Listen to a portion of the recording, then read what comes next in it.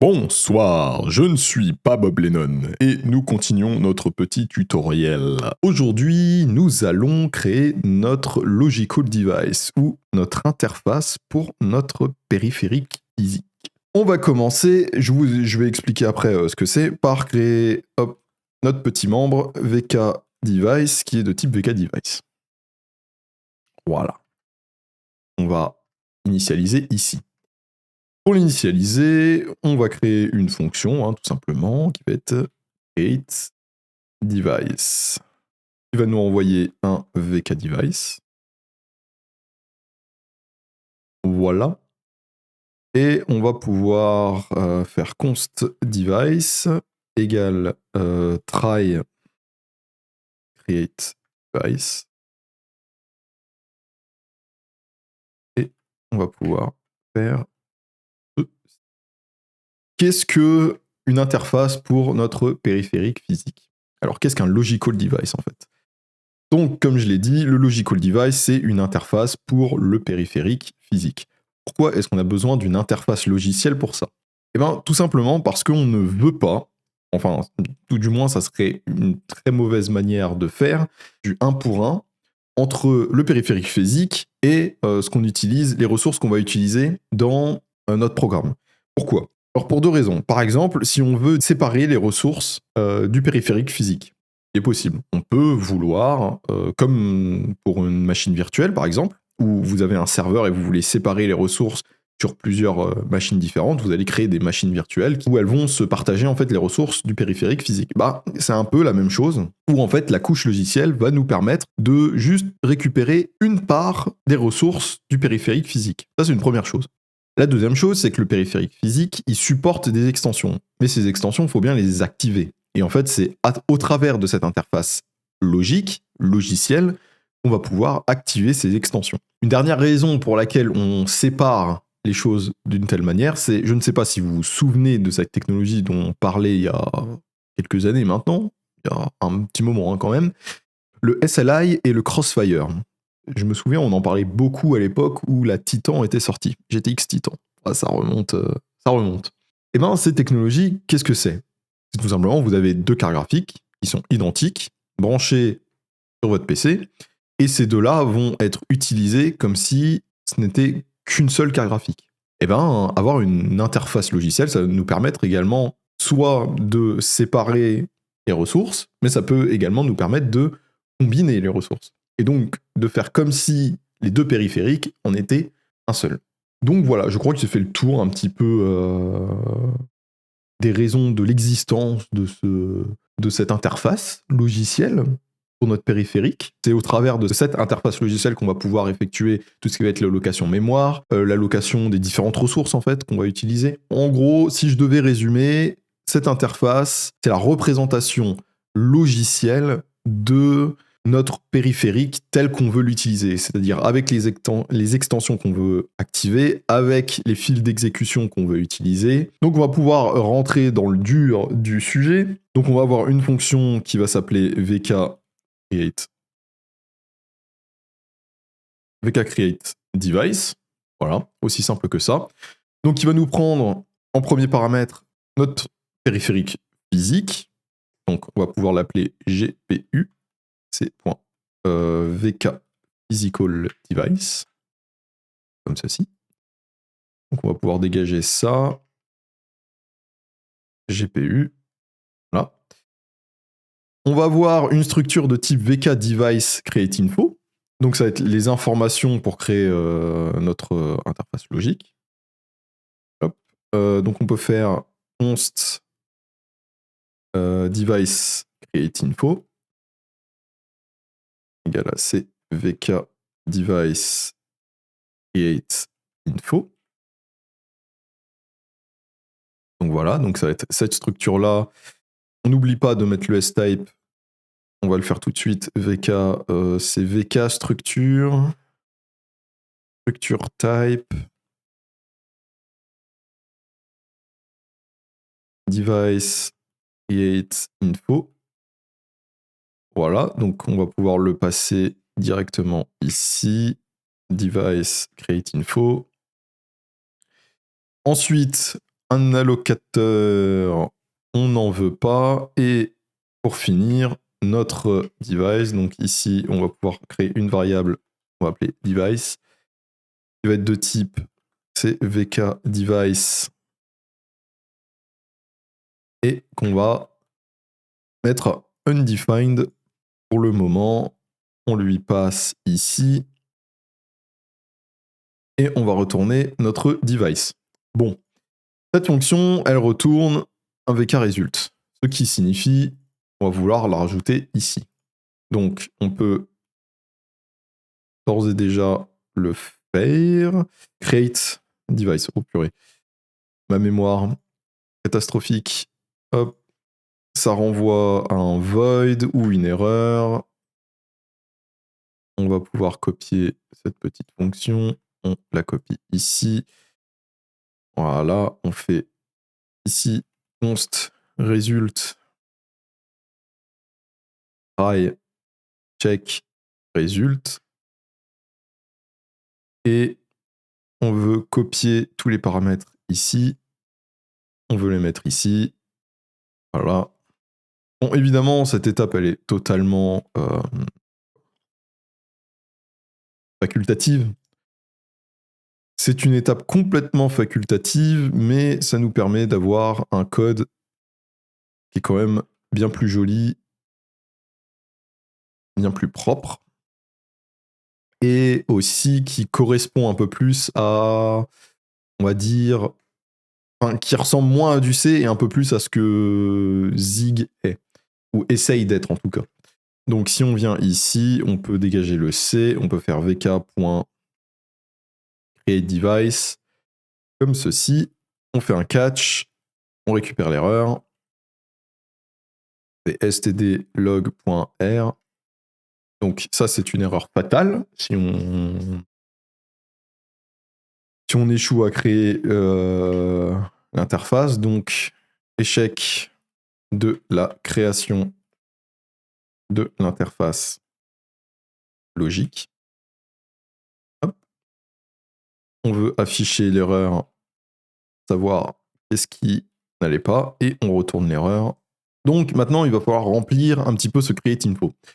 Donc on a un next qu'on va complètement ignorer, car je vous expliquerai juste après ce que c'est, vu qu'on va l'utiliser.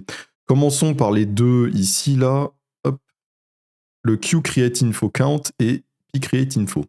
Les fils d'exécution, c'est là où ça va être intéressant, parce qu'on va les utiliser. Donc, si vous vous souvenez, on récupérait les index des familles qui seraient capables d'exécuter les commandes qu'on veut réaliser. Et bien maintenant, c'est le moment où on va utiliser les index pour récupérer les fils d'exécution qui appartiennent à ces familles-là pour pouvoir les initialiser dans notre interface logique. On va juste aller là, on récupère le... Hop, ces deux-là, on peut les copier. Hein. Simplement, bam, et je ne sais pas copier, oui. Ils font un point devant, un point ici, voilà. On va dégager tout ça. Hop. On va dégager tout ça. Donc pour l'instant, ça on peut mettre à nul. Et ça, on peut mettre à 0. Donc, on veut des queue_create_info. Hop, des listes. Je ne sais plus si c'est un var qu'il faudrait. Il faut une liste dynamique parce que on ne sait pas si la famille pour le compute existe ou pas. Du coup, on va conditionner le nombre de queue_create_info. Si la compute existe, on va en avoir 2. Si la compute n'existe pas, c'est-à-dire qu'on n'a que la file d'exécution graphique, on va en avoir un seul. Donc, queue_create_info, voilà. Queue_create_info égale std arraylist. Le type, c'est c.vk_queue_create_info.empty.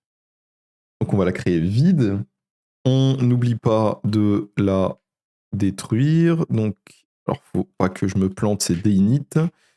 Il nous faut un allocateur mémoire. Évidemment, on a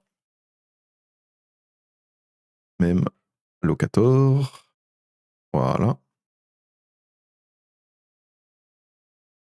Donc on a notre allocateur mémoire et maintenant on va pouvoir créer donc notre première. On va pouvoir créer notre premier objet de type VK device QCreateInfo. Il va être pour la file d'exécution graphique, donc graphique QCreateInfo. Bon, je mets des noms qui sont très explicites, mais en vrai, on pourrait les raccourcir, hein, vraiment. Là, on s'embête un peu à ce niveau-là. Donc, on n'oublie pas le S-type, bien évidemment. Ne jamais oublier le S-type. Structure type. Structure type. Device. QCreateInfo. Ensuite, à l'intérieur, donc, qu'est-ce que nous avons? Nous avons l'index. Donc, l'index, on va le récupérer ici. Donc, graphique index, c'est un U32. Alors, pour que ça soit plus simple, je vais juste le copier ici. Tac. Donc ici, on lui passe le graphique index. Ensuite, qu'est-ce qu'on récupère? Le nombre de fils d'exécution. Alors, on pourrait gérer le fait que dans une famille, il peut y avoir plusieurs fils d'exécution. Mais on ne va pas gérer ce cas-là. On a déjà on a déjà les computes d'un côté et graphique de l'autre. Donc ça veut dire qu'on aura deux files d'exécution déjà différentes, ce qui nous permettra un petit peu d'explorer le multithreading de ce côté-là. Mais il faut savoir que c'est bien une famille, donc à l'intérieur de cette famille, il y a plusieurs fils d'exécution. Donc on pourrait initialiser plutôt l'entièreté de ces fils d'exécution et ça nous permettrait d'exécuter en parallèle plusieurs commandes. Ça peut se faire. Dans tous les cas, on ne va pas le faire, donc on va juste récupérer un QCount.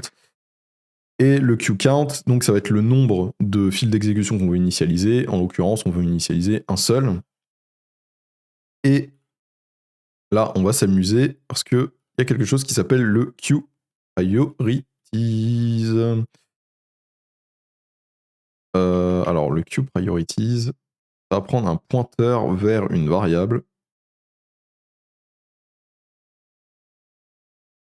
Priority. C'est un U32. Oh purée, j'ai du mal. Et on va le mettre à 0. Voilà. C'est un U32 ou c'est un... Non, c'est pas un U32. Il me semble que c'est un float. C'est peut-être un float. Un float. Priority.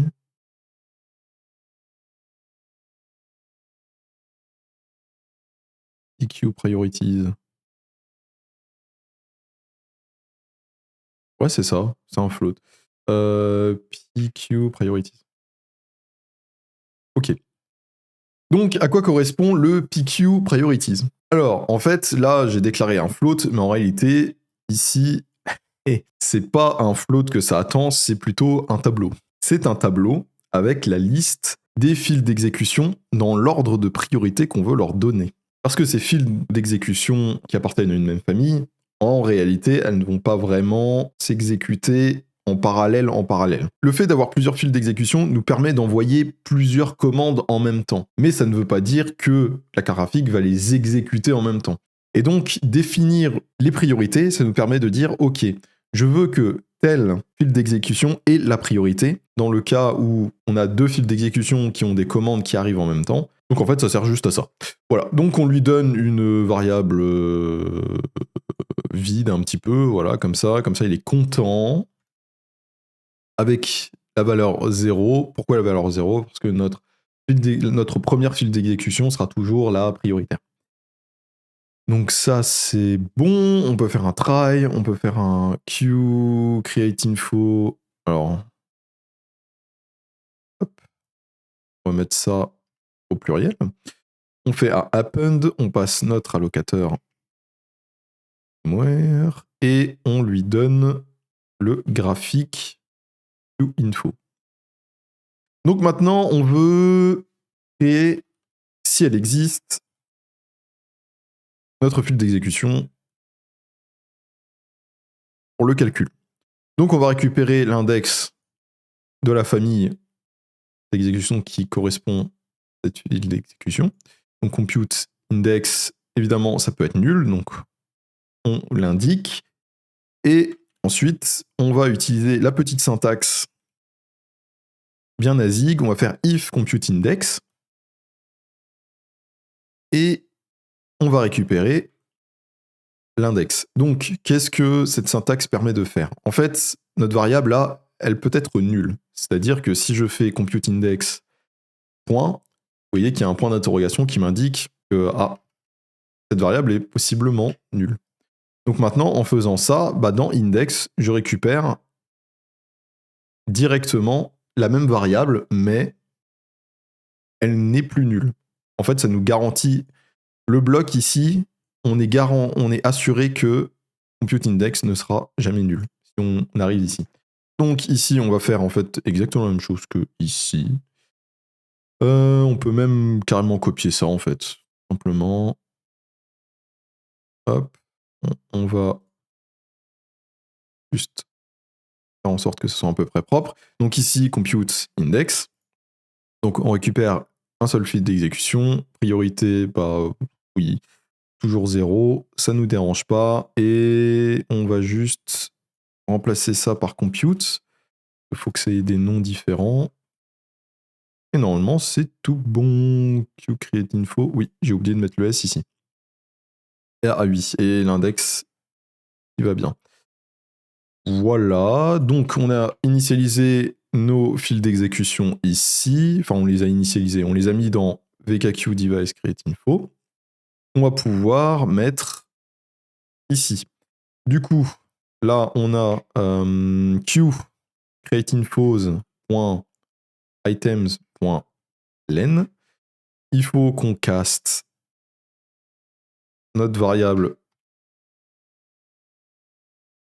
vers le bon type. Et ici, on passe un pointeur. On va aussi caster. Donc, c'est pointer cast.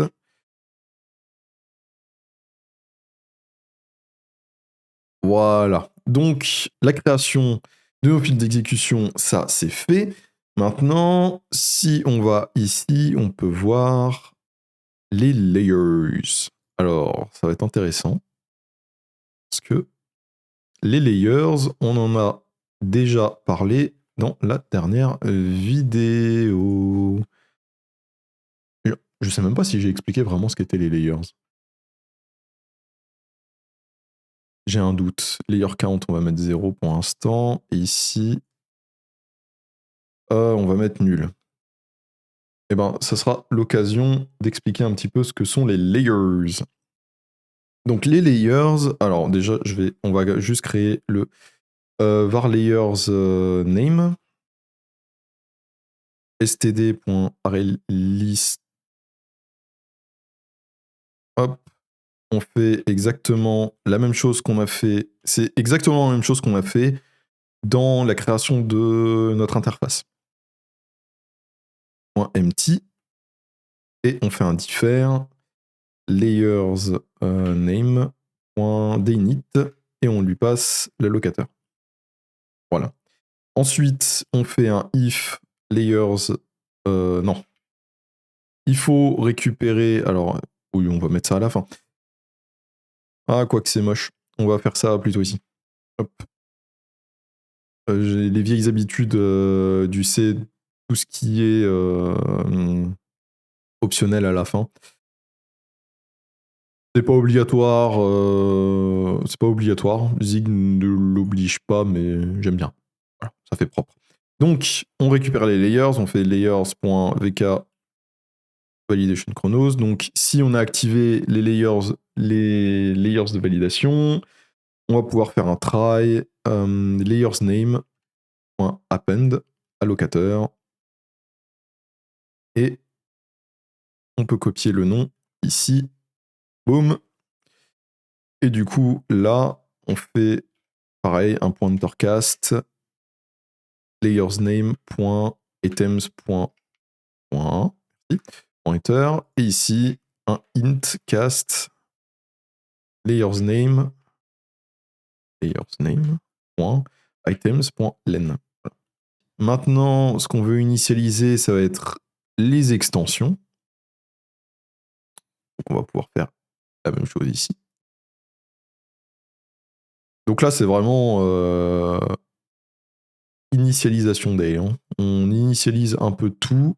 Tout ce qu'on a préparé avant, c'est maintenant qu'on va initialiser tous ces trucs-là. Donc les extensions, hop, var extension. Allez, on va raccourcir le nom, j'ai un peu la flemme de tout écrire. ArrayList, boom, const.empty.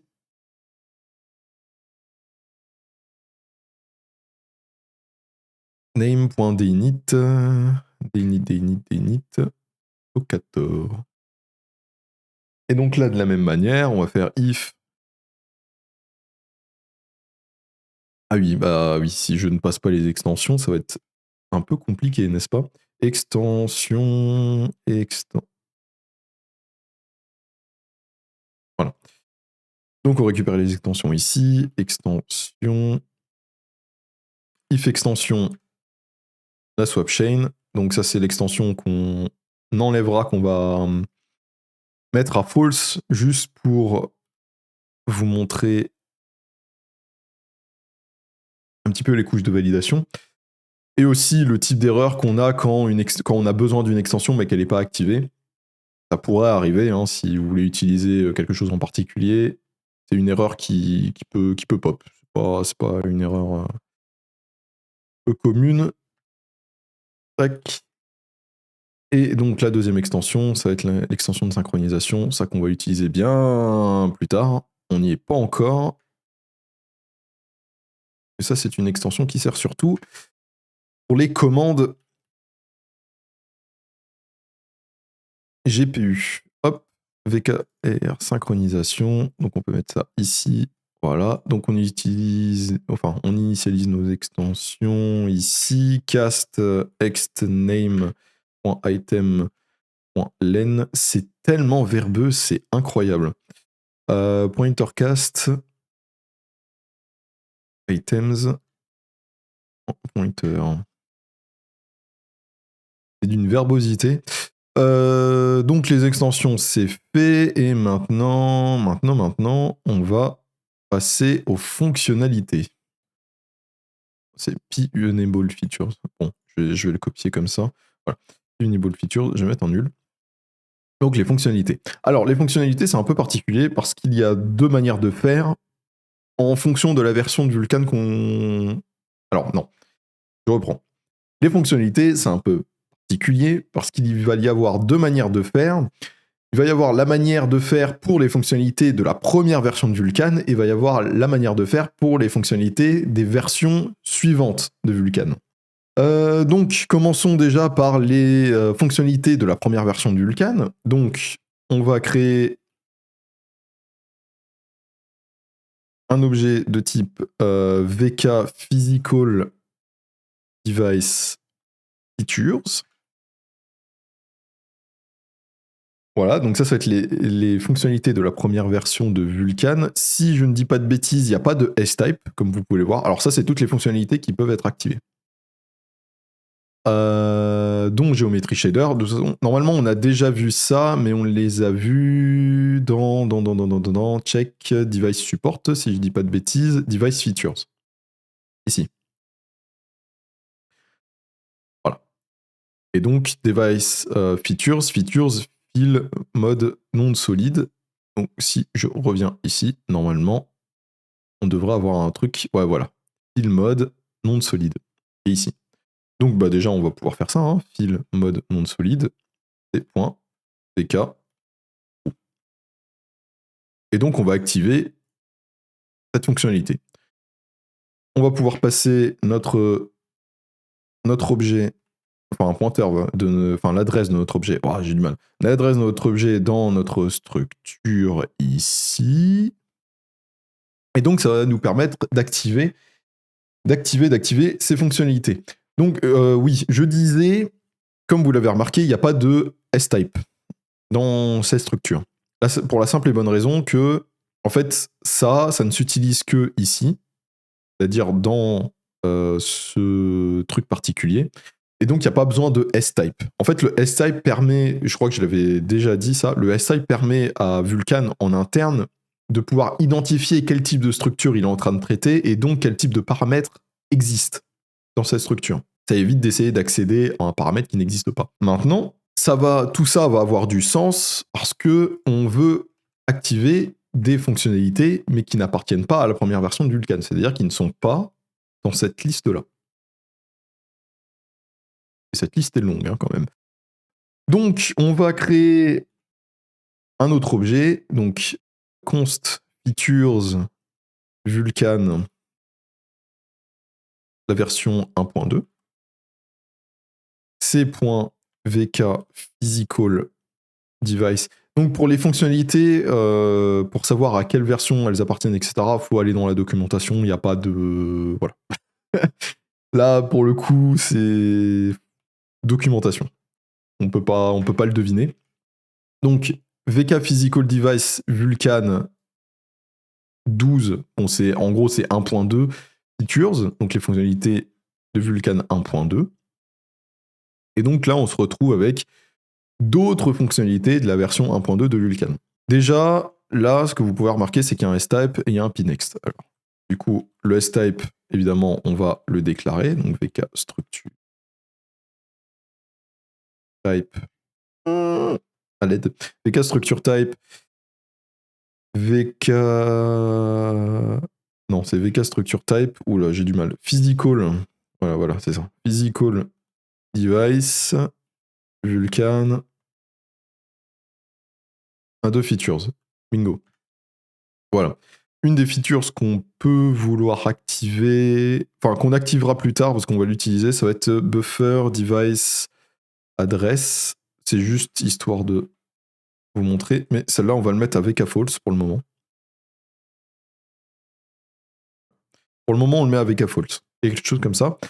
On veut utiliser des fonctionnalités de la version 1.3, donc VK physical device Vulkan 1.3 features. Tac. Alors, voilà. Donc là, pareil, le S-type. Hein. Bon, on va même copier le S-type ici. Et on va juste changer ça par 1.3. Et c'est là où on va utiliser enfin le pnext. Alors, pnext. Et le pnext va correspondre. Alors, on va faire un pointer cast. On va aussi faire un conscast.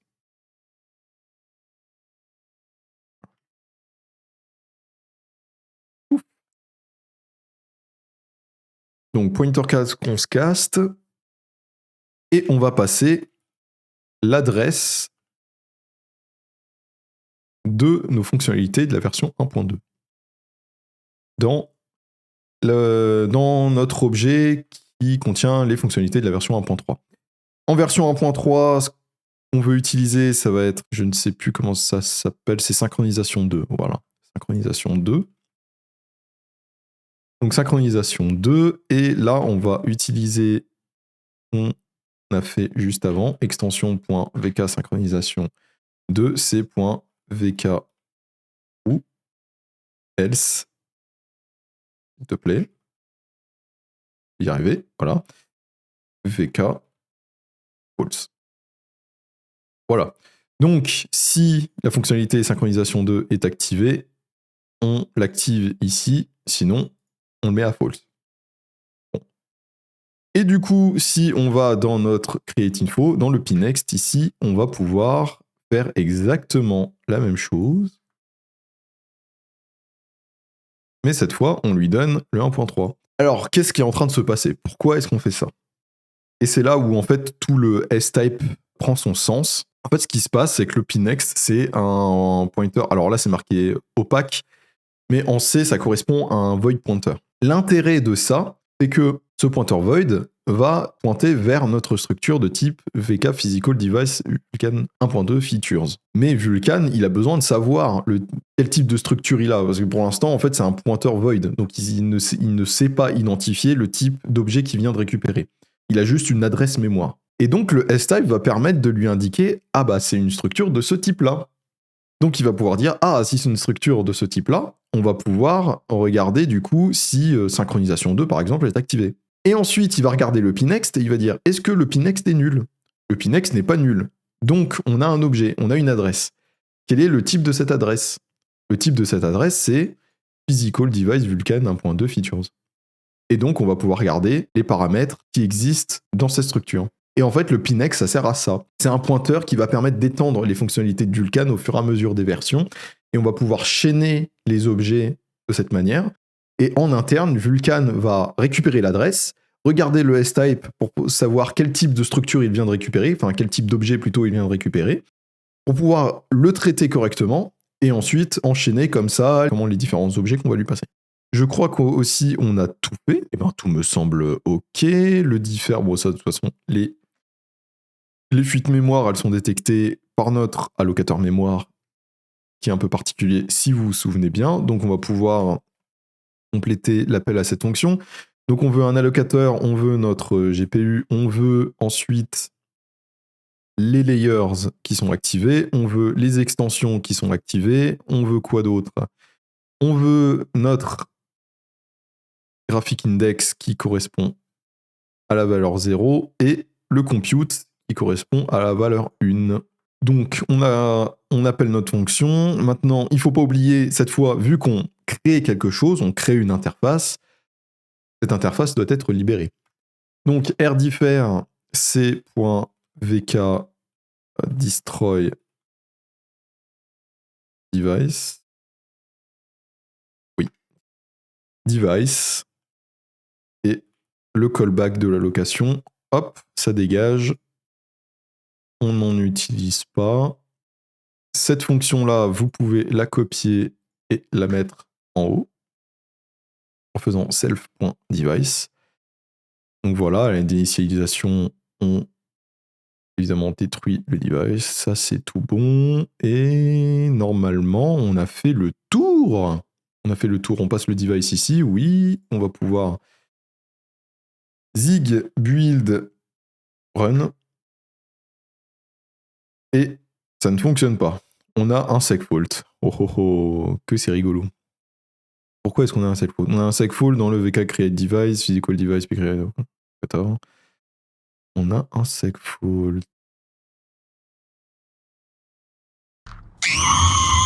2000 years later. Ok, donc nous avons un segfault et ce segfault en fait est causé par un truc bête. Mais tout simplement, ça va être la différence entre un slice et un tableau. En fait, ici, ce qu'on déclare, c'est pas des tableaux, mais c'est des slices. Et le problème, c'est que les slices, c'est pas la même chose que des tableaux. Et du coup, Vulkan n'est vraiment pas très content de ce qu'on est en train de faire, parce que lui, il attend une liste de 2, et en fait, il n'est pas en train de les lire correctement. Donc, pour régler ce problème, il faut tout simplement indiquer qu'on veut des pointeurs. Et normalement, on a fait le tour. On a fait le tour. Oui, on a fait le tour. Je crois qu'on a fait le tour de ce que je voulais faire. On peut, si accessoirement, dégager là le log ici, parce qu'on n'en a plus besoin. Le QFamily est utilisé, donc on n'aura plus d'erreur. La prochaine étape, ça va être cette fois... Alors, j'allais dire, la prochaine étape, c'est la création de la swapchain, mais ce n'est pas la création de la swapchain. J'ai vraiment un problème avec cette swapchain. On va récupérer notre interface pour ces fils d'exécution afin de pouvoir les utiliser. Il faut bien qu'on ait un handle sur ces fils d'exécution si on veut les utiliser. Et ensuite, promis, une fois que ça s'est fait, on peut passer enfin à la swapchain. Sinon, c'est tout. N'hésitez pas à vous abonner, à laisser un petit pouce. Ça fait toujours plaisir, ça m'aide, ça m'encourage à continuer. Je vois que ce tutoriel est de plus en plus suivi et ça fait énormément plaisir. Sur ce, bah écoutez, je vous dis passez une excellente journée ou une agréable soirée, selon l'heure où vous regardez cette vidéo. Ne vous couchez pas trop tard, c'est pas bien. Pensez à votre sommeil, c'est important. Et je vous dis à la prochaine. Ciao.